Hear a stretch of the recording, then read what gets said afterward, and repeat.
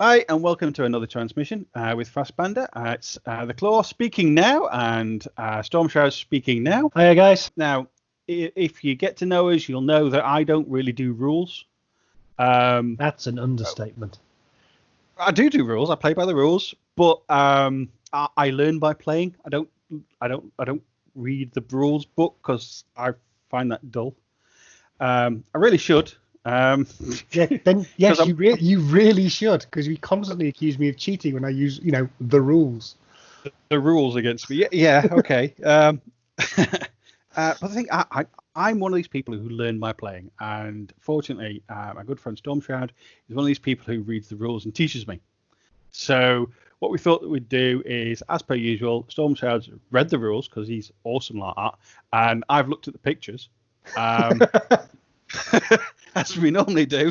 And so what we can do on this episode of the transmission, we will go through the CodeOne rules, showing up the unusual things to keep an eye on. Now, a lot of podcasts and things like that out there have been by veteran players like ourselves talking to other veteran players. And this particular transmission, what I thought we'd do is, if you are new to the game, just picking it up, we'll kind of go through some of the basics as well as the more unusual things that we've noticed in this. So as we go through it, we'll go through the kind of basics, quickly go through those. But most of that basic rules we'll go through on the videos, the mission videos that you'll find on our YouTube channel. If you look around, you'll find mission 1 is on there now. But we'll be doing all the missions. So if you are brand new to the game, quickly go through those missions. It will show you how to go through the game. And we'll try and explain what we're doing, why we're doing it, how we're doing it, that kind of thing. So we'll quickly go through tonight the CodeOne rules, the actual PDF that you can download now off the Infinity the Universe website. Like I said, Stormshroud reads the rules. I don't. So what we'll go through them, show you all the bits that have changed, bits that are unusual, a bit to keep an eye out for, that kind of thing. So if you are an Infinity player, we'll try and go through all the bits and pieces. If you are new to the game, have a look at the mission videos that we've put out on the channel. Mission 1 is on there already. So you check that out if you are a brand new player, and that will take you through the basics. But what we'll do is we'll go through the CodeOne rules, and we'll highlight all the bits that we've noticed, things to keep an eye out for, that kind of thing. What do you think? That sounds like a plan. I'm assuming it's basically going to be you asking me questions. Has this changed? Has that changed? What happens with this now? Fair enough. Pretty much, because like you say, I don't read. I do read. I can read, and I can read to a good level. I am yet to see evidence of this. It's just rules bore me. I'm doing a transmission about rules, and rules. I'll admit, rules bore me. They are kind of important, though. Difficult to play a game without them. But when you've got good friends like you and other people in our little social group that are good with rules, then you just kind of listen to you. Fair enough. Well, I also got Mrs. Stormshroud to have a read through because she's not a gamer. So she read them with a completely clean slate with no preconceptions. So you're not going to get much more of a fresh look at them than that. So I have her notes of what she found confusing or easy and stuff to go through as well. Where should we start? Should we make a start? Okay then. The first thing I'd like to bring up with the rules is I'm not a huge fan of the way they've been laid out in this PDF. They start with an introduction and an introductory game, but in that they talk about rule elements that they then don't talk about for a few pages. So if I was going through this myself or giving advice to someone else, I would tell them to skip that introductory game section initially and start on the actual rules about the turn itself, the basic rules section they refer to as, which then covers all of the elements of the game, and then go back and read the introductory game with the knowledge of how the game's supposed to work. It's a personal opinion, but I don't like the way it's laid out. It's expecting you to dive into the introductory game already understanding a few bits and pieces, which is probably fine if you've played through the Kaldstrom stuff or you've watched a couple of videos. But if you are just picking it up fresh, I mean, for example, it talks about silhouettes. You need to see part of a silhouette to have line of fire, but it doesn't tell you what a silhouette is. It talks about going prone, making your silhouette a certain size, without telling you what go prone is or how you do it. So you're instantly you get, if you read through the introductory, you're instantly spawning more questions in your head. Oh, how does that work? What are you talking about there? Why is that? It to me it just feels a bit back to front. Whereas the basic rules start with game elements and terminology and the open and private information and all the stats. It tells you what they all are and how a unit profile is built up. So do you think it's just poor publishing, or do you think they've taken a step back to how they used to write rules back in first ed and second ed? It's more like the rules for Aristea. Now, I know you don't own Aristea, but in Aristea, the rule book is actually a walkthrough of 2 turns. It doesn't explain the rules. It says, so the player 1 will activate so-and-so and do this with him. Which is fine for a board game, but it really doesn't work for a game like Infinity or for CodeOne. Even for a simplified game, they've kind of got to start somewhere. So is it a case of they should have done a few basic rules first, then done a bit of a walkthrough and I think they elaborated later? Yeah, I think the editing choice, I think it is a conscious choice. It's not how I would do it. And if I was trying to get someone to learn the game based off this rule book, I would say start with the basic rules, read those, then go back and read the introductory game, then go and read the advanced rules, because it helps you to understand it. I mean, it's just little things like that. I assume that you've read the quick start rules first. I think it might do. I think it might well do, but would you say it's worth reading the quick start rules before reading the main rulebook? If you're brand new, probably, because the Operation Carlson rules, the quick start rules do walk you through very simply. So it starts off as per mission 1 with just moving and shooting and very limited choices in how it all works, which the CodeOne rulebook just sort of throws you at an introductory game without explaining a number of terms, which you would probably already know if you'd played through Operation Carlson. But so it could well be that was the deliberate design decision. But once you get into the actual rules, the core of the game hasn't really changed. You've still got a number of orders. One of the things that is very obvious. There's only 2 types of orders. There's only 2 types. There's only regular and lieutenants. They've taken out the irregular and the impetuous from CodeOne, which makes perfect sense. They do complicate the order mechanic for a new player. They can potentially slow the game down, I suppose, if you're trying to make these games play really quick. So that makes perfect sense. I understand why they've done that. I've lost my train of thought. It's just gone on a different track. Right. So the main Git core rules, you're pretty much as they have been for a while now, with 2 hours per order, 1 order per man.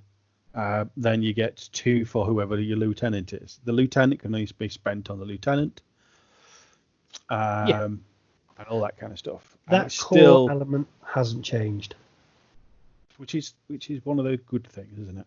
Yeah, it is. It's a great part of the game. For CodeOne, what they've taken out and what they've kept in makes sense for the most part. So things that we're used to from 3rd edition, like the impetuous, like the irregular, they're gone. Smoke. There's no smoke at all. That's the only thing I noticed. Because somebody doesn't like smoke dodge. No, you don't. Which, given that your first army was steel phalanx, baffles me.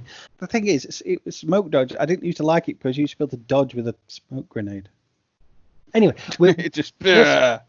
If we try to go through the rules in a tad more of an ordered sense, rather than me jumping about all over the show, that will probably help the listener. So yeah, the structure of an order, the structure of how you spend them and they activate them with your ARO declarations, that's all largely the same. And all the dice we roll at the end, that's all the same. Things like dodge, though, and some of the orders have changed, though, haven't they?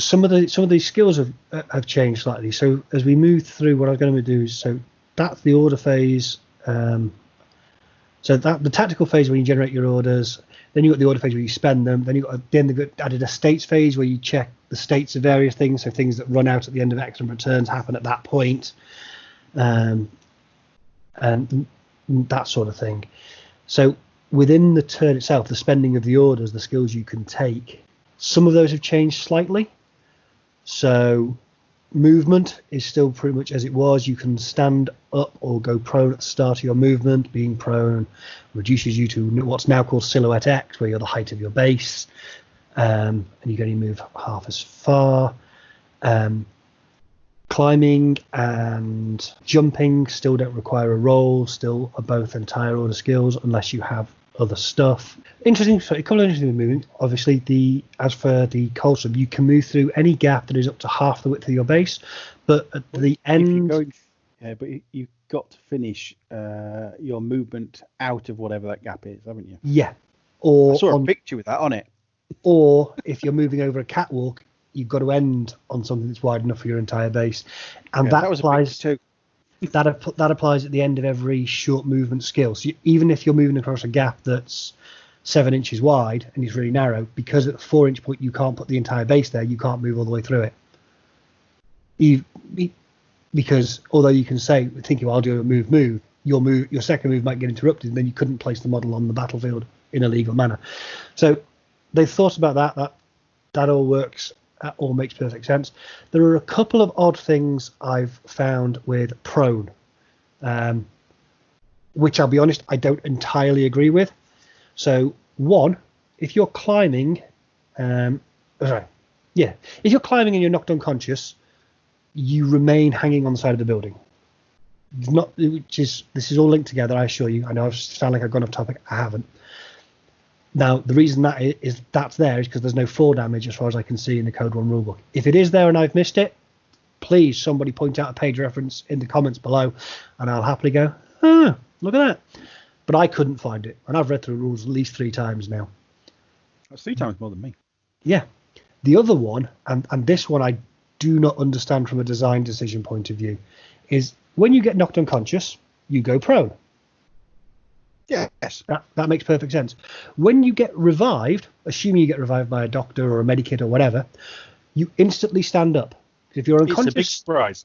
If your unconscious state is cancelled, you automatically cancel the prone state. Which, okay, why? Why do you instantly leap to your feet when you're healed? Because you're surprised. But surely you're wanting to headbutt the doctor on the way up. So, I mean, from a game mechanic point of view, what this means is you get shot, you fall over, someone then crawls all the way to you to heal you, you instantly stand up and you're back in line of sight again. And you can't get out of line of sight without making a dodge roll or winning a face-to-face roll. Well, you don't have to crawl over if you've got a medkit. Shoot them. Okay, however, I don't understand why you instantly stand up. It's very clear. The rules are very clear and they're very unambiguous. That's what happens. So there's no confusion. It's very clear. I just don't understand why that was the decision. These things are sent to testers, but the thing is, when you're actually playing the game on the battlefield, you've then got to be aware of, I'm going to be ending my round, ending my turn. I've got this guy down. If I bring him up, he's probably going to get shot again. He could die this time. So do I keep him down until next time? Personally, I think it's going to add a little bit more thought to when you bring them back, whether you do, whether you don't, whether you kind of leave them there for a turn, all that kind of stuff. And I get that, and I'm going to say the rules are very clear, very unambiguous, and we'll have to adapt to them when we play CodeOne. And I assume that'll be a change that stays into N4, because it seems like a foundation piece that they're not going to change between the learning game and the proper game, for want of a better term between the two. But I just don't, as a design decision, I find it very odd. They jump up. They jump up because they're surprised. Okay. A Viagra pill and cure. Apparently. But yeah, I didn't like that personally. But we'll adjust, we'll adapt. They're the stuff in movement that I spotted were weird. Yeah, no fall damage. So if you do end up trying to jump down somewhere that is too far for you, you end up doing an idle instead. So if you try and jump off something that's 5 inches tall, as opposed to 4 inches tall, after you measure it, you end up doing an idle and staying at the top, because there's no fall damage in CodeOne, as far as I can see. Hang on. So is jump a short skill? Jump is an entire order skill. So if you jump off something that's 6 inches and you only got a movement value of 4/4, you ended up doing you can't jump off it. You can't jump off it because you can only jump your first movement value. So I believe. So does that mean now the models have got fear of heights? That they appear to have. So my understanding is if you try and jump down something and you fail, you end up doing an idle instead. You've got to end up at the bottom, surely. Is this No, another one of these weird... you do an idle at the top because you can't take fall damage. So you look over the edge, you think, oh no. And it It's makes one of sense, them, isn't it? It makes sense from a game mechanic point of view, because otherwise what you could have people do is jumping off something that's like 15 inches tall because there's no fall damage and just ending up at the bottom. I hope they change that for N4. I'm assuming fall damage will be a thing again, but it's probably one of those more complex rules. But if for CodeOne, if you run to the edge of the building, look down, think it's a little bit too high, your legs go a bit jelly, you're not going anywhere. Precisely. I like that, actually. It's a bit more like me. So there was the if you're climbing, you get knocked unconscious, you end up hanging to the wall magically. I assume if you're carrying a box for a mission, you just drop it on the floor below you, but... So, yeah, it does look like, we'll get rid of fall damage. Write it. Just go away and write it. And they did. Just take out fall damage. If it says anything about fall damage, just remove it and say they stay where they are. Again, it's a design decision. I understand why. It takes out that level of complexity. If you're trying to get people into the game, trying to get play faster, taking that out makes perfect sense. So movement, I don't think, apart from those things, I don't think it's changed very much. It looks largely the same.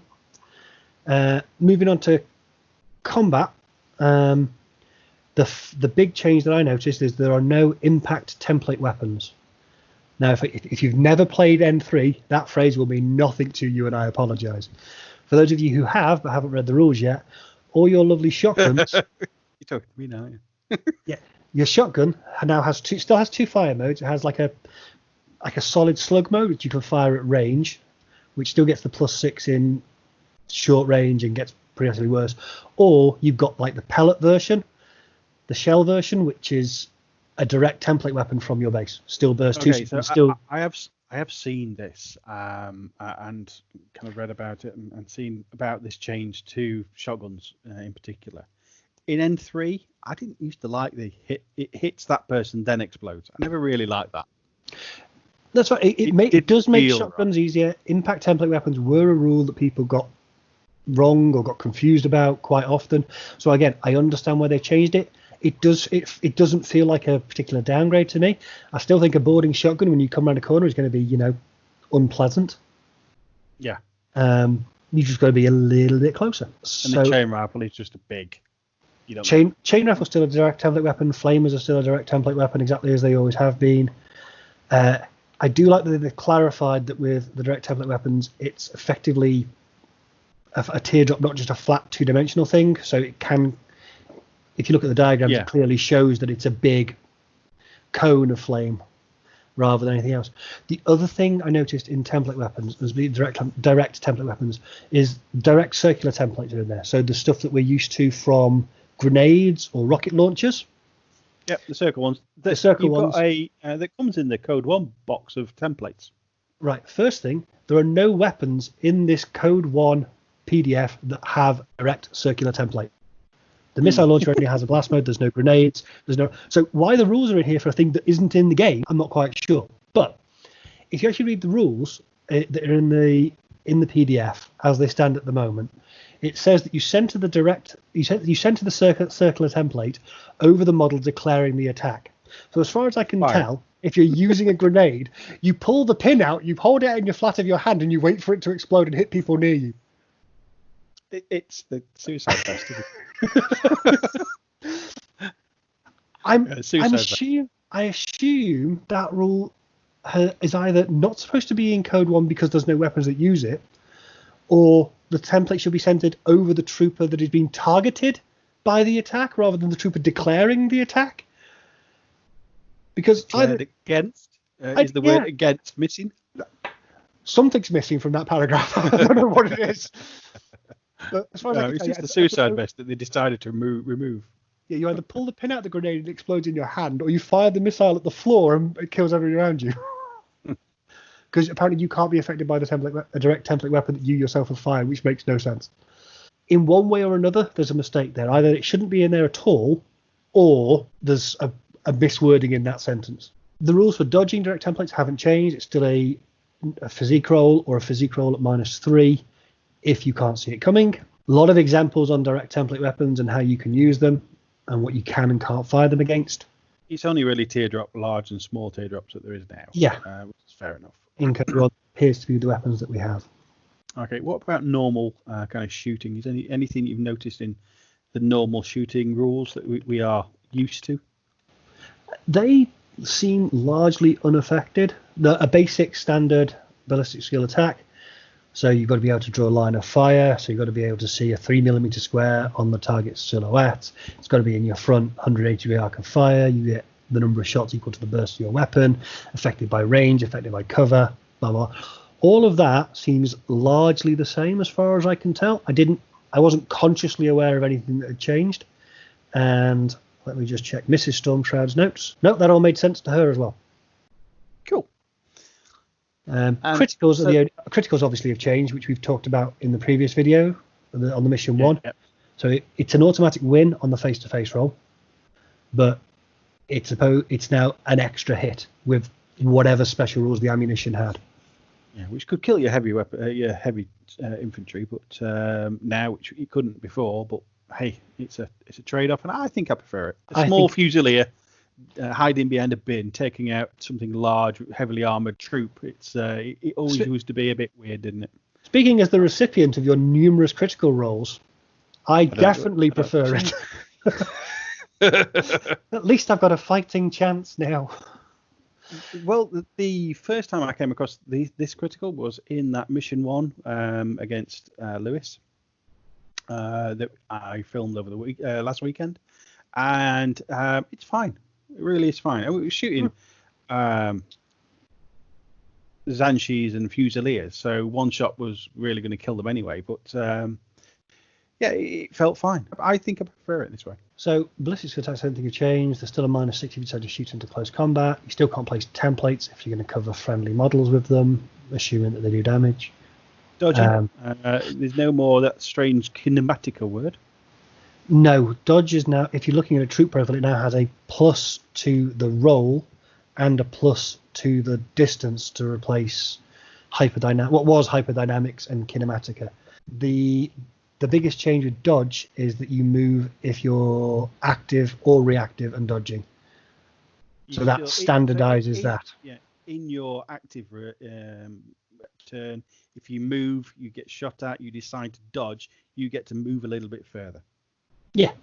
That's a big change. And I always thought you should anyway. Yeah, a lot of these rules changes that have come in and have been mentioned is all stuff I thought that's what it should have been done in first place. Like the shotguns, the moving in your active turn.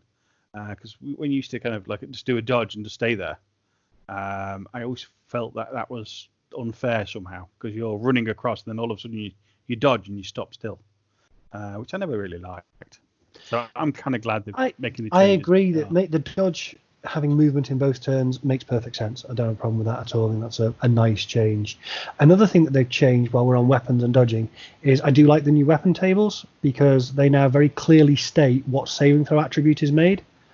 So, for example, a breaker combi rifle now says it's got an ammo type of AP, so armor piercing. The saving attribute is BTS, rather than needing two different ammo types, one for armor piercing against armor and one for armor piercing against BTS, which is what breaker and AP used to be. It's now just weapon profiles that have a different ammo type, have the same ammo type, but have different saving throw attributes. So it's a little cleaner, and the tables make it very clear what the damage number is, what the burst is, what the ammo type is, and what the saving throw attribute is. There's no confusion. So it's very clear. So presumably it's not in CodeOne, but Plasma will have a saving throw attribute of armor and BTS. We'll make one of each. So I do like that. I do think that's a nice change. The table makes a degree easier to read for people. You'd have to remember as much as right there in front of you.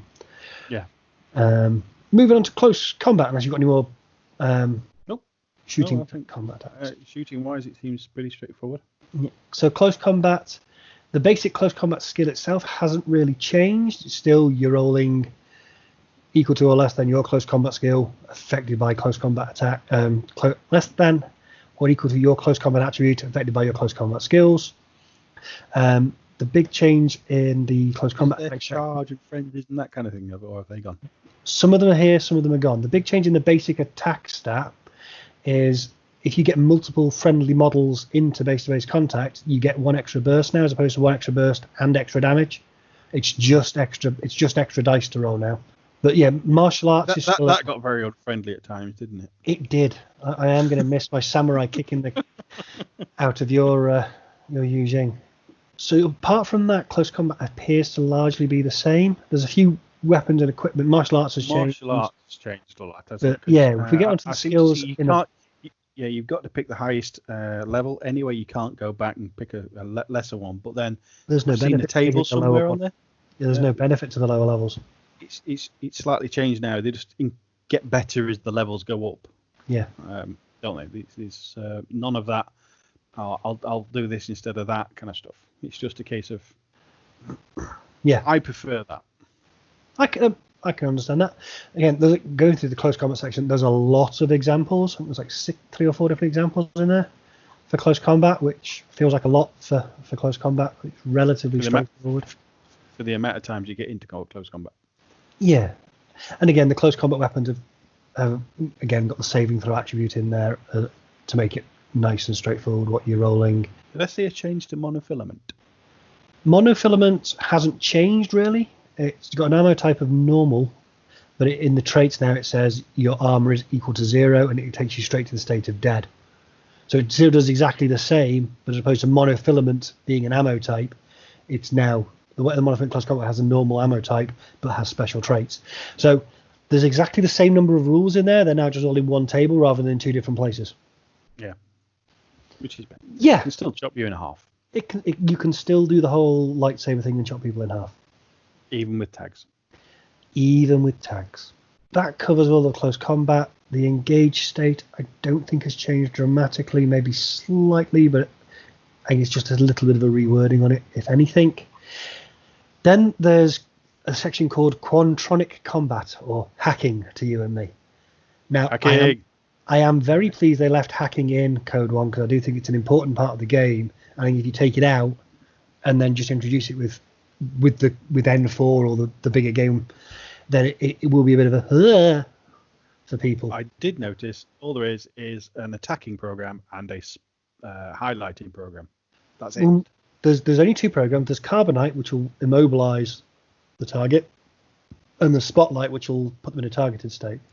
Now the states have changed slightly. It's immobilized A and B now, as opposed to immobilized 1 and 2.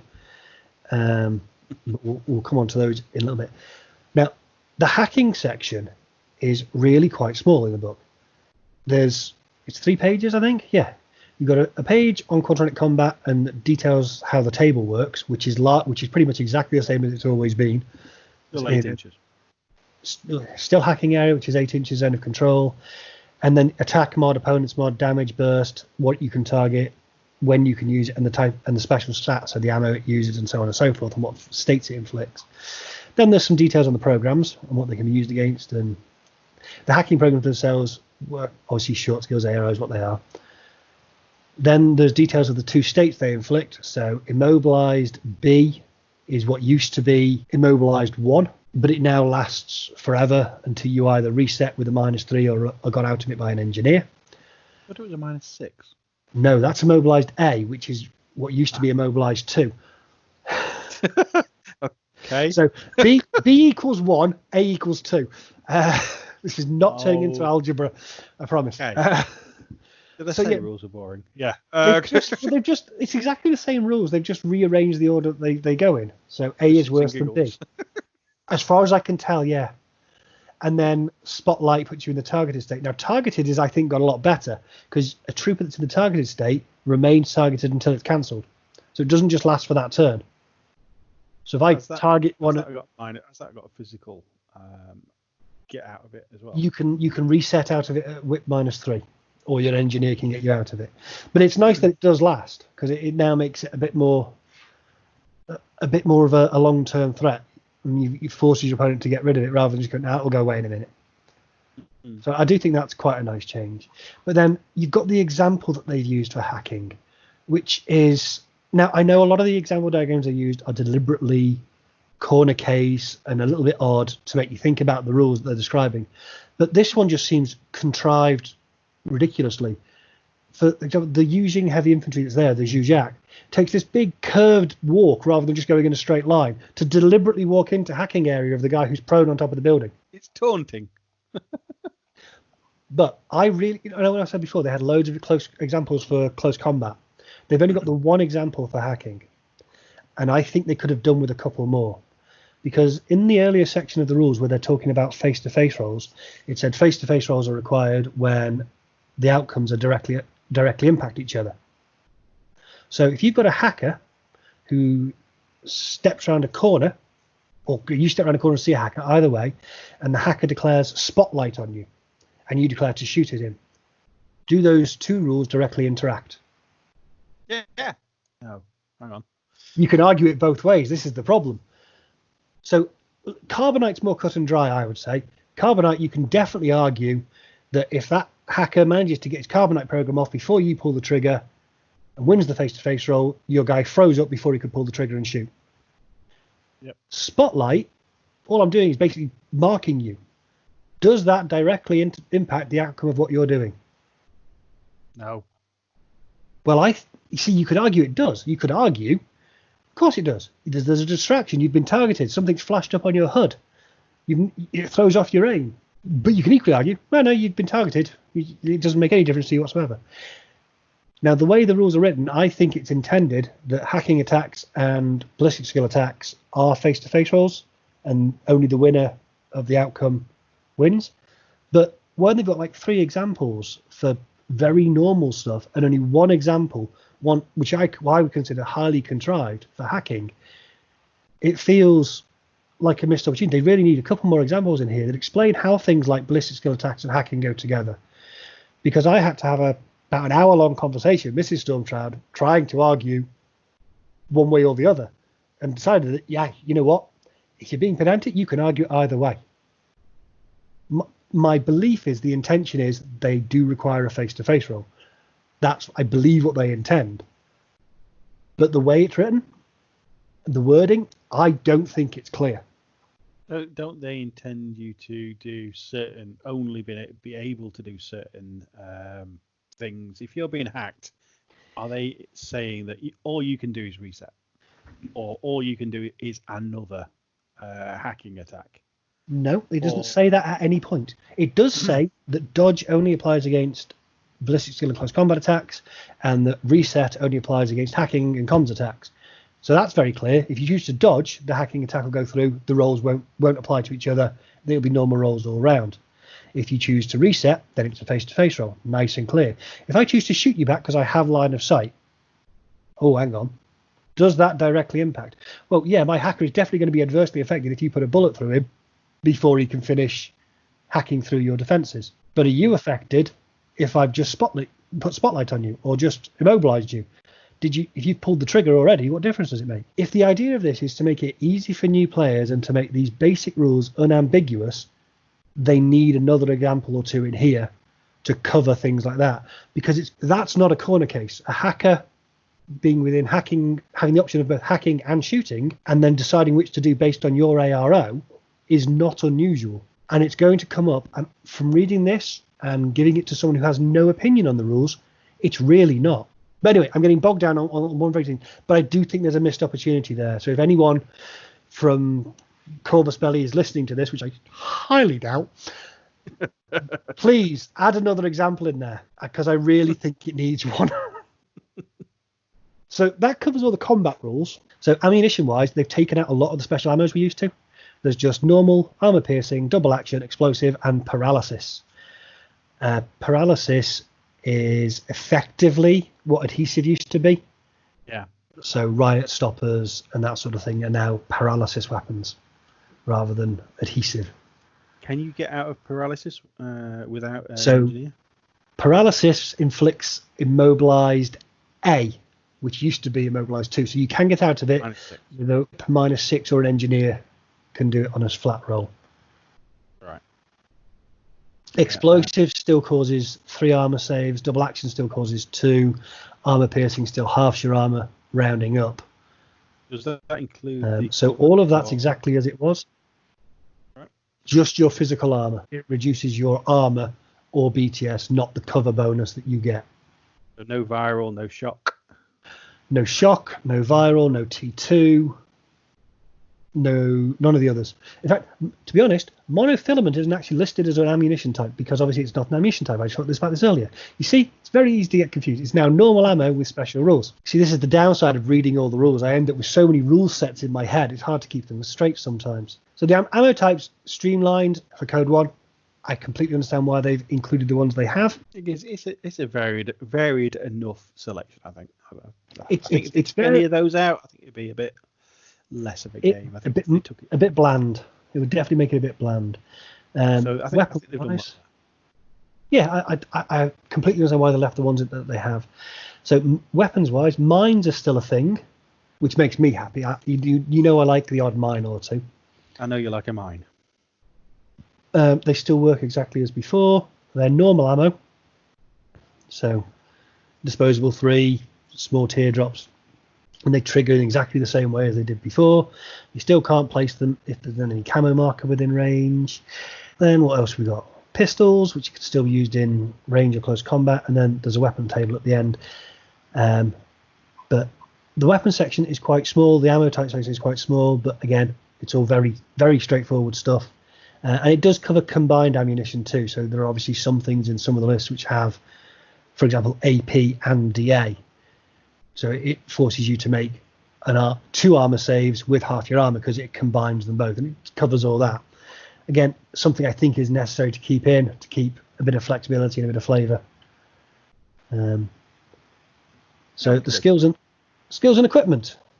Again, they've kept the nice color coded tags, so automatic deployment and so on and so forth skills, so you can clearly see when you can use them. During my scan through, and I know they got rid of TO camo, but there's no hidden deployment, or I couldn't see. Is that out of it? So there's no hidden deployment at all in CodeOne. I like that. Camouflage is now basically put you in a token state, and mimetism has a modifier next to represent whether or not you've got -3, -6, whatever. So gone are the days of differentiating between TO camo and ODD. It's now just mimetism -6, which again streamlines it, and I completely understand. I do think I'm going to miss that little bit of flavour. So there's no camo. Camouflage is now is a state and allows you to be a marker. All right, yeah. It doesn't differentiate between what type of camouflage it is. So where we used to have camo and TO camo, you now will have camouflage and mimetism -3 or mimetism -6. Yeah, so they've got rid of the hidden deployment thing, really, haven't they? That's better. For CodeOne, yeah. Skills wise, I don't think there's a lot of changes. Discover's still pretty much as it was. Dodge we've talked about allows you to move in either phase. Idle is still a thing. Jump we've covered. Move we've covered. Oh, place deployable is a new skill, which is in there for placing mines, or presumably the same skill will exist for repeaters, sniffers, all the other bits of kit we're used to where you place them down. That place deployable is now the skill. So it now has its own little box. With the deployable equipment, is it a case where you can start the game with some deployed, or do you have to start with everything in your pockets? I don't recall seeing mine layer. So I believe you start with everything in your pockets in CodeOne. I could be wrong. It might be in there. I suppose we'll find out if it suddenly springs to mind as we go through. But I don't recall seeing it. Anything else that's changed? No, resets is at the same. So special skills. So we talked about camouflage, lets you go down as a marker. Visors, is that a special skill or is that equipment? That's equipment, so we'll get to that in just a second. Then they've got climbing. It's all right. You'd know the order that I was going to go through this in if you'd read them. I'm going to keep dropping that one in there. Climbing plus, very simply now, just makes climbing a short movement skill rather than an entire order skill. So does that mean does that mean if it's a short skill, does that mean you can climb further? So yeah, you can effectively move up the side of a building, so you can do your full, let's say, 8 inches of movement, because climbing plus makes the climb skill a short movement skill. So you basically climb, effectively it becomes a thing. It's actually really a move. Combat jump is exactly as it was. There are a couple of changes to parachutist.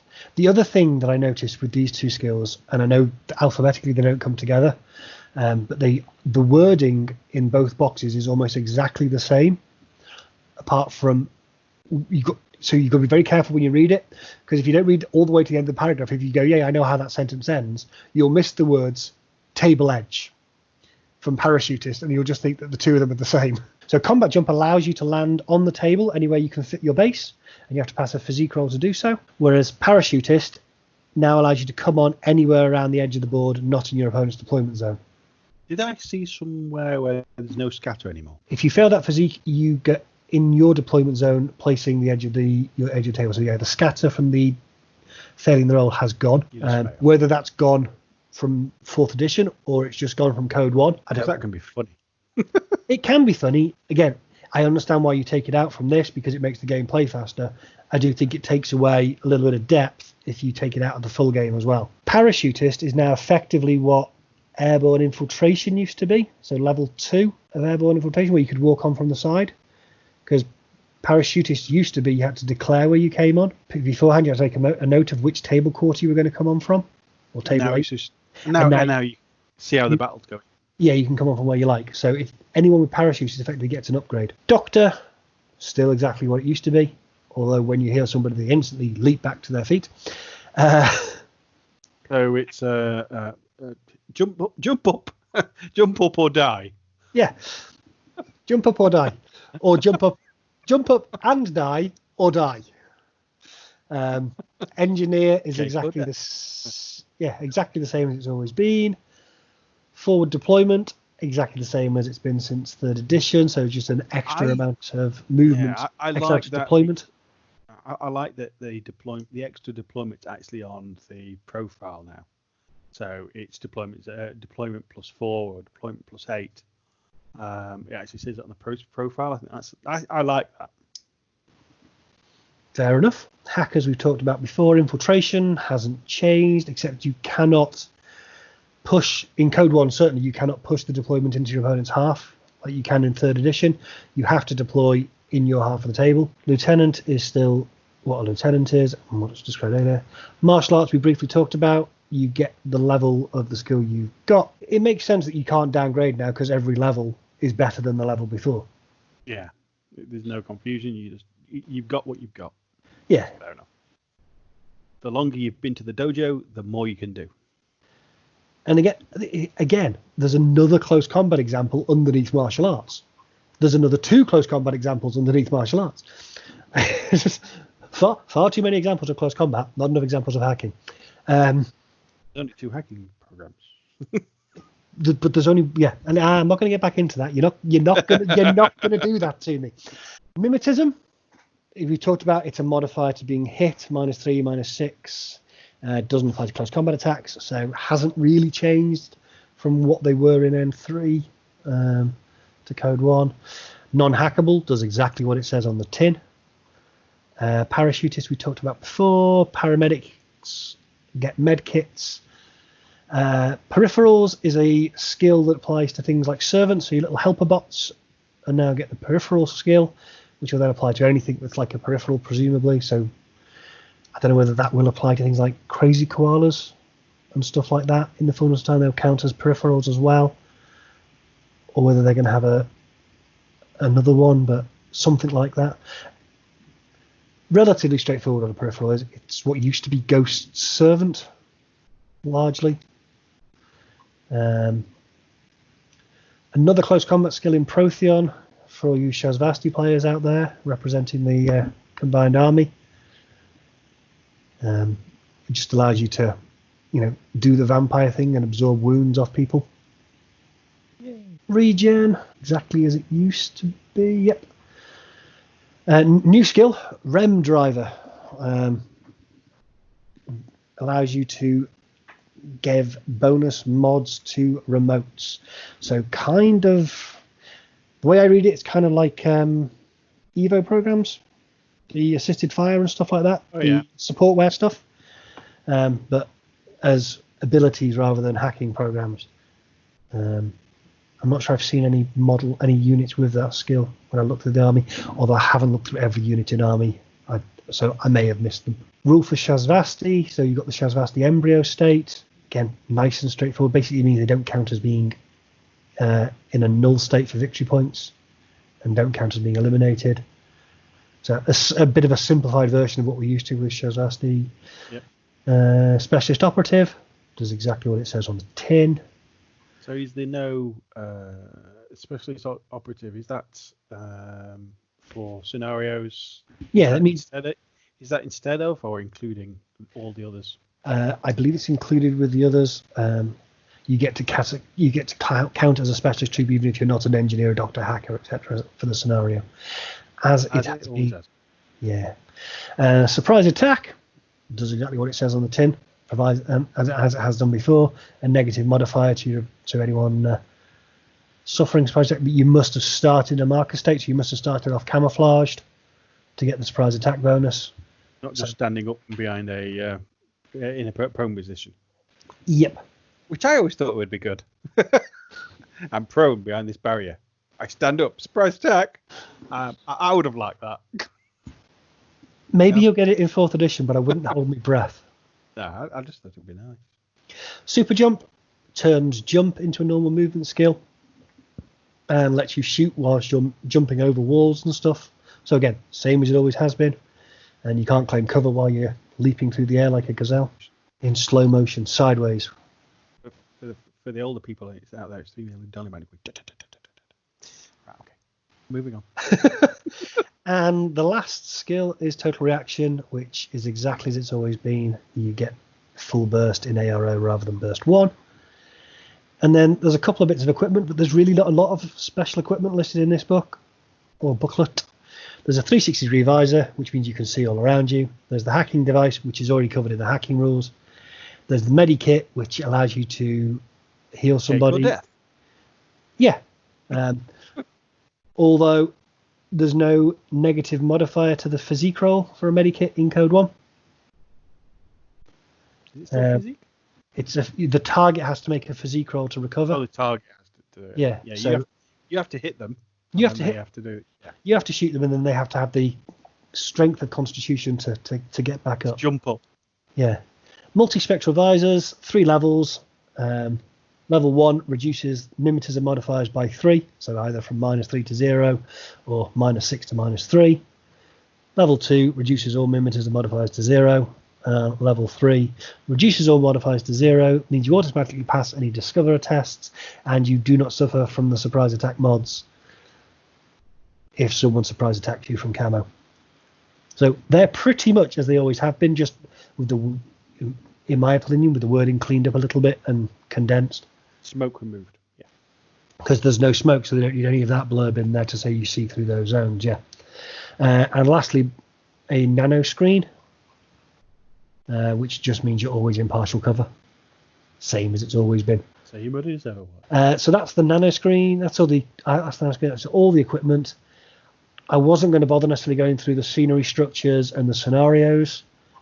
But there are domination. Yeah, at the back of the book, which give you a range of options to play, and it gives you the layout for the different sizes of mat that you need for the different point size of game. And then we get towards the back where there's a glossary of terms, and then a list of states. So all the states we talked about: dead, null, prone, camo, blah blah blah blah blah blah blah, and then the weapons lists, which are noticeably absent of circular direct templates, even though they're in the rules. And then a quick reference section at the end with nice color-coded tables that show what you can do in ARO, what counts as short movement, and so on and so forth. Overall, the rules they've left in for CodeOne make perfect sense. I don't have a problem with it at all. What they've taken out makes sense. No suppression fire, no smoke, no hidden deployment. I get all of that. It makes the gameplay quicker. It'll make it easier for new players. It's just little things like being unconscious on the side of a building that kind of irks you a little bit, isn't it? Being unconscious on the side of a building irks you a little bit. Standing up automatically when you get healed, when you get brought out of unconscious, I do not understand, but fine, that's the way it is. I don't. I'm not going to. The thing is, with me for that rule, it's not really going to affect me very much because you have a history, a documented history of always targeting my doctors. Yeah, I don't like them. They keep looking at me funny. If you're listening to this, pretty much every game, if I bring a doctor, he gets Kill shot. Kill it with fire. So I've not really healed very much at all in my entire Infinity gaming because it always gets shot. Yeah, it's fine. It's justified. It's necessary. Trust me. So I am a huge Infinity fan. You know this, Claw. I love the game. I think the game itself is still really solid. I can't help but feel that the rules that have been released are like a beta version of the rules because there are so many things in there that just feel slightly unfinished or that it wasn't proofread. So as a prime example, in the little blurb section, so before we get to the rules, there's a section about the Shazvasti clothing where it says, and I quote, "Thanks to their ability to assume the form of a near perfect replica of a chosen target, which even includes astonishing shape-shifting materials capable of intimidating any fabric." I'm a scared bit of cotton. They clearly mean imitating, but it's been missed. But it's little things like that they're dotted all through the rules. There's the layout. There's the inclusion of direct circular templates without them actually being on any of the models. Just things like that I found scattered all the way through the rules. The lack of examples and the lack of clarity around hacking and direct interactions, which leads to ambiguity and makes it hard for people to get into a game, which, let's face it, is slightly more complicated than a lot of gateway games for people who get into the hobby. Yeah. And if you were picking this up for the first time and reading through this rulebook, it might well put you off because it's not clear. And now the intention I thought with this was to make a nice introductory game that you could pick up, play, and would introduce you to a wonderful game, a wonderful setting, and a great complex play experience. And I'm not sure it does that in its current form. Now, I want to interject there. If you're picking up this game for the first time, you're going to pick up something like Operation Calstrom, and in that you've got some models, you've got some scenery, you've got a map, and you've got some missions to run through, and those missions teach you the basic game, and those are really quite easy. So I think if you are a new player, I think if you are buying Calstrom, you're going to go through those. But what if you're a new player?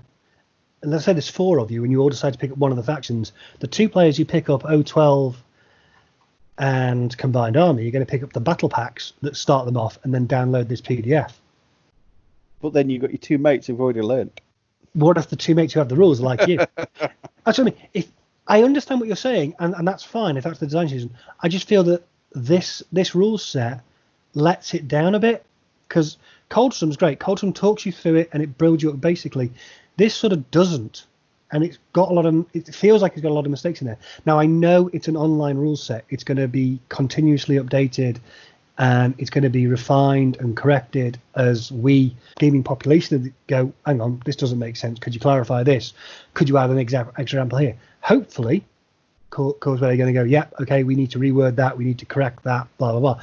And all of that will get picked up, and as we get iterations of these rules, they'll be better. But as I understand, I think there's been a couple of versions of this PDF that have been released with updates since Monday, but the version that you're downloading hasn't got an updated version number. So you don't know that it's been updated. There's been no comments on the forums to say, oh, there's a new version available. Could everyone please now re-download it? So if you've downloaded this PDF, let's say you're a player who picked up Infinity, thought, well, that's a bit intense. I can't quite deal with that at the moment. I'll come back to it because I hear they're doing a new version. And you download this rule book because you're not interested in Coldstrom. You've already got your models, but you want to just pick up the rules and get back into it. You download this, you're not necessarily any better off than you were before. Now, if you're reading the rules and playing it, I personally think Infinity is definitely one of those show and tell games anyway, where the whole war core system is ideal. If you want to have a go, you speak to somebody who knows how to play the game first, and they take you through it. This is one of those games. And only people who know how to play it are going to read the rules. They're going to understand them anyway.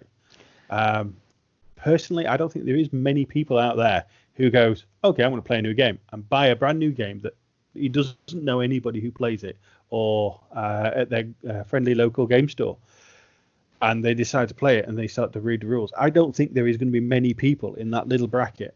Are you telling me I'm weird? I am telling. Yeah, you are weird. Everyone knows this. I don't think there's going to be many people that do that. I think if you see it being played at the game store, you're gonna watch it being played. You're gonna get involved. You're gonna ask how to play it. They're gonna give you a quick go and give you the basics, and then you're gonna go away and buy the rules and buy the miniatures.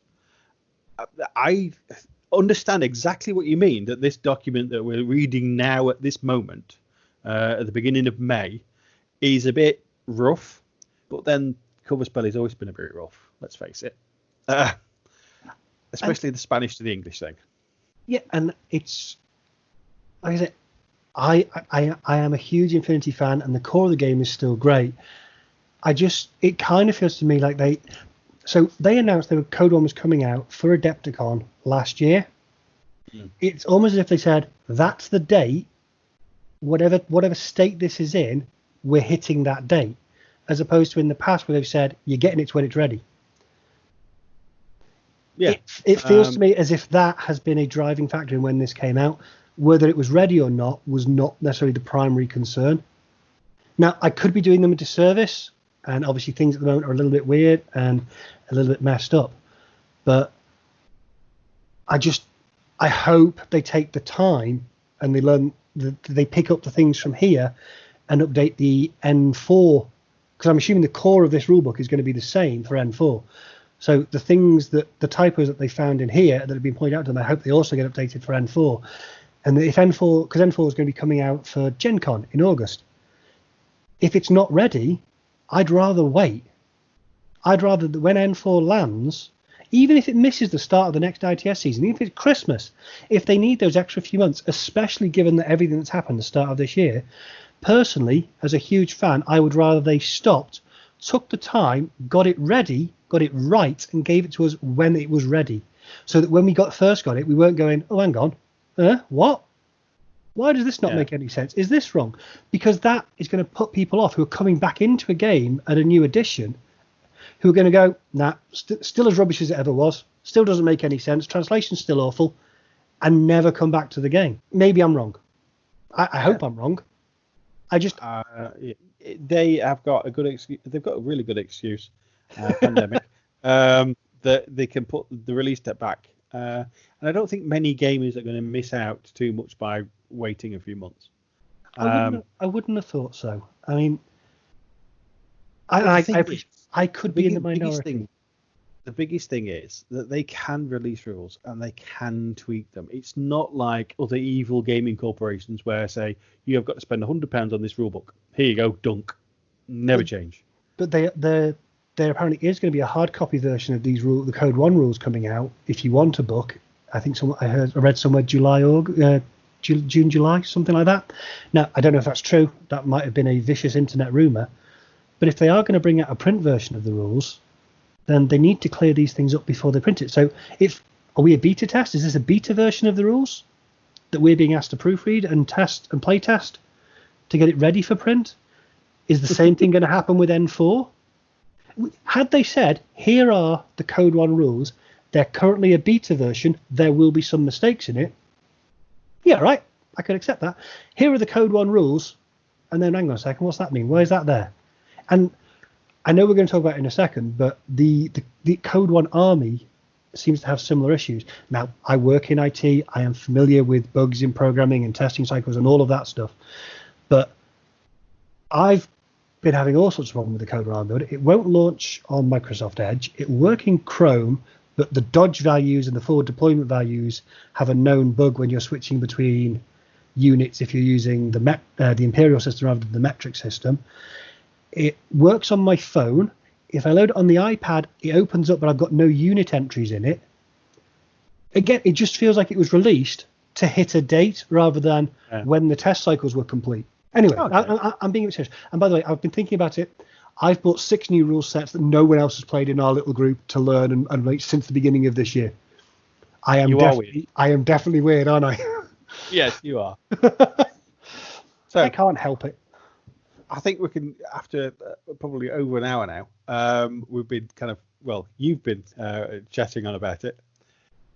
Would you say that the CodeOne is going to be here to stay, or do you think it's just going to be a bit of a flash in the pan before N4 comes? Because for me, it feels like it's just a N4 Lite, which is never really going to get played once N4 hits. For me, I will almost certainly not play CodeOne after we get N4. And I will not teach people CodeOne. I will teach people N4 in the same way I taught people N3. I'll build them up gradually, and I'll start off with small units like you get in the starter box, and I'll introduce them to the rules. But I'll introduce them to things that aren't covered in the basic rules that are very useful skills to get a grip on early on, like suppression fire, like cautious moves, both of which aren't in CodeOne. I've said this for a while now. I think CodeOne is as much aimed at stockists as it is at new players. It's to make it really easy for stores to know what they need to carry to get a starter Infinity community built up. You carry the black boxes, the orange boxes are for the main game, and people, when they get into it, will ask you to order those things. If you carry the black boxes, which has all the CodeOne stuff in it, that's what people need to get them started. That's how it feels to me. I can't see me playing CodeOne after we get N4. No, me neither. But even for a new player, I can't see CodeOne being played very much by anybody once N4 hits. I can't either, because I think you're gonna, as you've said, it's not a game you pick up and play on your own for the most part. You're going to get into it because you know other people who play it, and they're probably going to be playing N4. So they might give you a couple of warm-up games in CodeOne to get you used to the basics, which will effectively be the quick start missions that we've got in Coldstream, that we had in Wildfire, that we had in Cauldron, that we had in Ice Storm. Yeah. And then move you on to N4. Because if you're joining to play in a community, I'm not sure how many CodeOne events there are going to be that you could take part in. No, I can't imagine any really. We all have real life commitments. We've got jobs, we've got kids, we've got families. You're not going to be able to get out to every Infinity event you want to go to. So if you can get out to either an N4 tournament, an N4 ITS tournament, or a CodeOne tournament, and you can only get to one of them, I'm going to pick the N4 one. Yeah, because you want to use. Because the thing I love about the game is the depth and the complexity. So I'm going to go for that every time. Now again, I might be in the minority, but that's the way I feel about it. Other people's mileage may vary, and if you have a comment and you think I'm talking out of my rear end, tell me in the comments. If you think CodeOne is going to be a huge success and everyone's going to play that, and N4 is going to be the one that no one plays, let us know. I'd love to know your thinking on that. Yeah, please leave comments because we do read them. Hang on, you said you could. I thought you didn't read rules. I don't read rules. I do social media. I do like the social medias, but I don't do rules. And on that bombshell, shall we play the vlogs that we've been doing this last week? Yeah, we can show pictures of me slapping paint in a terrible fashion on these gorgeous models from Coldstream. Hello, and welcome to this week's vlog. And basically see what I've been up to. And I'm doing a bit of painting. I've done a CodeOne mission. So that's something I did do. So let's go and have a closer look. Okay, transfer to Unsteadicam. Yes, my desk is still not tidy. And I've got a bit scanning through the rules of CodeOne. Don't tell Stormshroud. They're the models. I want to get those painted, those 3. The Knight, the Hospitaller or Infirmary, and the Nocken. I want them to be painted this week. That would be nice. And yeah, that's from the playing the first mission, which is available now on the channel. Let's have a quick look for it, and you will see us playing through the first mission of CodeOne, Operation Colstrom. And these are the ones I've painted so far. So I've got my Fusiliers done, all 3 of them, and the Orc. I'm really quite pleased with how they've come out. I kind of like the winter look to them, because they're not going to put a bright blue hat on in the winter. They shoot here. So they are my painted miniatures so far. What else with it? Oh, I bought some more headphones, which isn't going to bother you, but I might sound better on this podcast transmission thing, so hopefully I do. Other than that, not a great deal, because I've been back to work in times of pressing, so yeah, that's about it. So not a great deal. So only a couple of minutes this time. It'll be a couple of weeks before we do another one, so hopefully I'll have a lot more progress. But what I want you to do is just keep an eye on Instagram, and we'll post up what we paint when we paint it and all that kind of stuff. So we are going to be popping on there quite often, both myself and Stormshroud, or more properly Stormshroud and myself. And well, drop us a like, drop us a subscription. Laters. Hey guys, so my hobby time this week has pretty much just been painting stuff from Operation Colstrom. So far I've got the Zuzak, the Guilang, the Dauphin and the Hundun all finished. The Zanshi are partly done. Adil Mehet also partly done, and any excess snow has been going on some old terrain, because I'm going to redo that terrain set to be a snowy terrain set. So at least I have one terrain set that matches the snowy bases. The models have been a joy to paint, even for me. Yeah, not a bad week. 4 models done in a week. Not bad going. And hopefully we'll get the rest of these finished off in the next few days, and we'll see them up on the channel shortly. Alright, take care. Alright, well, thank you very much, guys, to listen to us ramble on about the rules. Well, one of us rambled. Waxed lyrical. I think I was just insulted again. I always insulted. This tally on the wall next to me is getting really long, Claw. When I'm allowed to see you again, you're gonna get such a slap. Social distancing. You can't slap me. So thanks for listening. Let us know what you think of the CodeOne rules down below.